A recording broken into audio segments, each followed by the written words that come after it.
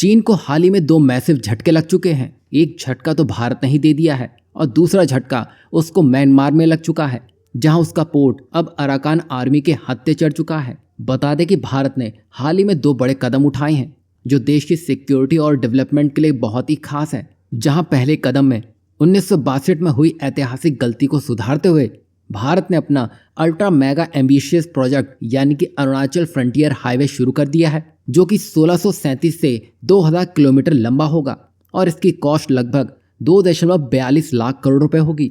और इसका मकसद सिर्फ सीमावर्ती गांवों को भारत से जोड़ना नहीं, बल्कि मिलिट्री मूवमेंट को और भी तेज और आसान बनाना है। मतलब यहाँ भारत इंफ्रास्ट्रक्चर का जवाब सही मायनों में इंफ्रास्ट्रक्चर से ही दे रहा है। वहीं 1962 की गलती सुधारने के बाद अब भारत बॉर्डर एरिया में रणनीतिक मजबूती हासिल करने में लगा है और यहाँ भारत उन गांवों को फिर से बसाने में लगा है जिन्हें 1962 के भारत चीन युद्ध के दौरान सेफ्टी रीजन के चलते खाली कर दिया गया था। खासकर उत्तरकाशी के जिले नेलांग और जादुंग गांव जो कि तब से वीरान पड़े थे, लेकिन अब इन्हें दोबारा से बसाने की योजना बनाई जा रही है और भारत सरकार ने इसको सीधे सीधे वाइब्रेंट विलेज प्रोग्राम के तहत आगे बढ़ाने का फैसला कर लिया है ताकि इसको कम समय में जल्द से जल्द पूरा किया जा सके।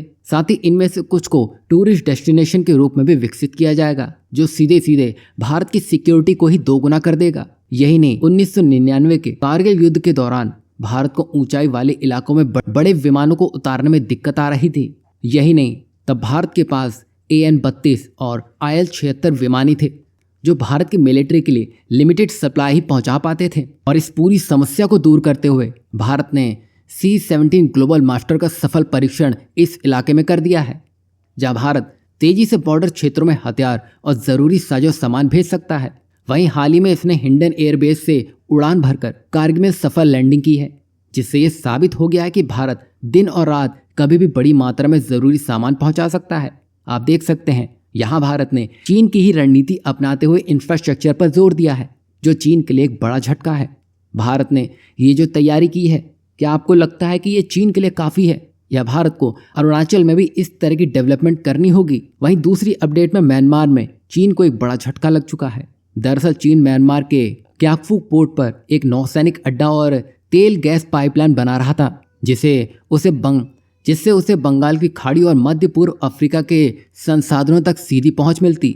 लेकिन अब म्यांमार में सेना और विद्रोहियों के बीच में लड़ाई के कारण ये प्रोजेक्ट रुक चुका है, जिससे चीन को करीब $9 बिलियन का नुकसान हो चुका है। यहाँ खास बात तो ये देखिए कि इस पूरे खेल को अराकान आर्मी अच्छे से पूरा कर रही है। वहीं हाल के समय में भी भारत और अराकान आर्मी के रिश्तों में तेजी देखने को मिली है। साथ ही अभी के समय में ये पूरे भू राजनीतिक संघर्ष का केंद्र बन चुका है, जिसमें सिर्फ चीन ही नहीं बल्कि भारत, अमेरिका, रूस, पाकिस्तान और म्यांमार अपने प्रभाव को बढ़ाने में लगे हैं। वहीं भारत के लिए यह रणनीतिक रूप से महत्वपूर्ण है, क्योंकि अगर चीन यहाँ आगे बढ़ गया तो भारत को इससे सीधा खतरा होगा। बता दें कि चीन क्याकफू पोर्ट के जरिए बंगाल की खाड़ी तक पहुंच बनाकर हिंद महासागर में अपनी पकड़ मजबूत करना चाहता था, लेकिन यहाँ पर मिलिट्री जुंता और अराकान आर्मी आपस में भिड़ रहे हैं, जिससे चीन की पाइपलाइन और उसके निवेश में बड़ा हमला हो चुका है।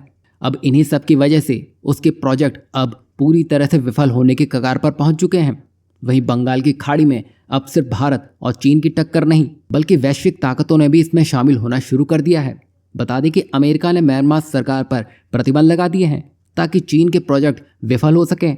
वहीं रूस भी वहां नौसैनिक अड्डा बनाने की योजना पर काम कर रहा है और अब भारत को अराकान आर्मी के इस अटैक का फायदा उठाते हुए म्यांमार की स्थिति का लाभ उठाना चाहिए। वहीं अब भारत को भी अपनी समझदारी से रणनीति बदलनी होगी। उसको अब अराकान आर्मी की ताकतों को समर्थन देकर चीन के बढ़ते प्रभाव को रोकना चाहिए।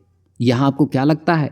भारत इस मौके का फायदा उठाते हुए अराकान आर्मी से और मजबूत संबंध बना लेने चाहिए ताकि वो भविष्य में पाकिस्तान या फिर चीन का मुकाबला इस क्षेत्र में कर सके।